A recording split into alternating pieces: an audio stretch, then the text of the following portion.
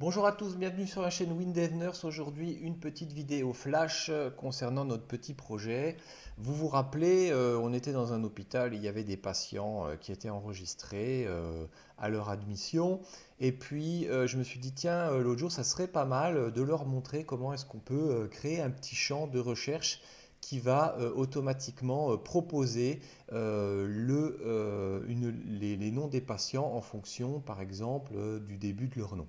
Eh bien, vous vous rappelez qu'il y avait toujours cette petite loupe qui était possible sur les champs qui étaient en clé unique ou en clé avec doublon. Mais bon, c'est pas exactement ce que je veux vous montrer. Moi, je voudrais vraiment que la liste, en fait, elle se réduise instantanément quand on commence à taper le nom d'un patient pour le rechercher. Et ainsi, vous ne voyez plus que les gens qui correspondent à ce module de recherche. Alors, comment on va faire?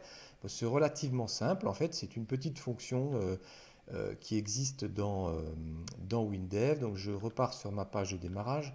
Je modifie ici un petit peu la hauteur de mon champ. Je vais créer un petit champ de saisie qui sera un champ de type texte et qui va s'appeler SAI recherche. Je vais l'appeler recherche. Parfait. Super. Et puis, je vais créer un petit bouton qui sera un bouton de remise à zéro de notre champ table. Et celui-là, je vais l'appeler bouton reset, par exemple. Alors, en fait, on va aller rentrer dans le code de ce champ de saisie. Et puis, je vais aller dans la fonction à chaque modification de SAI recherche. Et là, en fait, je vais commencer à écrire un code qui est table active filtre. Il vous demande sur quelle colonne de la table vous voulez l'activer. Bon, là, il n'y a qu'une seule table, donc automatiquement, il vous propose que ces colonnes. Mais attention, si vous avez deux tables, il faudra préciser de quel champ table vous parlez. Eh bien, on va dire par exemple sur le nom du patient. Le type de filtre, par exemple, je vais marquer commence par. Et la valeur du filtre, eh bien, c'est SAI recherche. Donc je recommence, j'active un filtre sur la colonne des noms dans notre champ avec un filtre qui commence par, mais on aurait pu par exemple aussi faire un filtre qui contient. Ça va fonctionner aussi. Et en fonction de ce qu'on aura tapé dans SAI recherche. Allez, on fait le petit go. C'est parti. Allez, imaginons je cherche tout ce qui ressemble ou qui intègre Skywalker. Je tape SKY, SK, et là en fait il m'a déjà proposé d'emblée tous les noms qui commencent par, alors qui ne commencent pas mais qui contiennent SK. Si j'avais tapé Walker, alors là il faut que je relance, je fais un go. Si je tape Walker, et ben vous voyez qu'il va me proposer Skywalker.